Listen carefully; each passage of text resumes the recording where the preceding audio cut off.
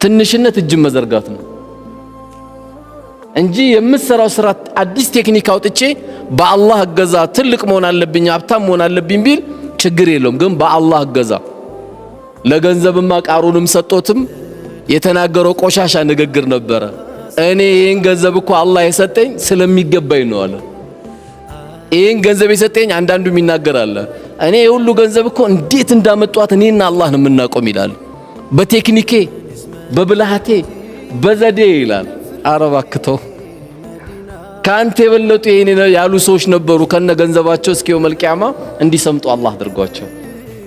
በቴክኒክ የሚባል የለም። ሁሉም ነገር ያለው ላ ሐውለ ወላ ቁወተ ኢላ ቢላህ። ብልሃትም ኃይልም ያለው በአላህ ብቻ ነው። ባንተ ቴክኒክ ቢሊየነር መሆን አትችልም። ባንተ ማስተር ደግሞ ባንተ ትልቅ መሆን ደግሞ ከወፍጭ ቤት ላትወጣ ትችላለህ። ጤፍ ተሸከም ሊልህ ይችላል።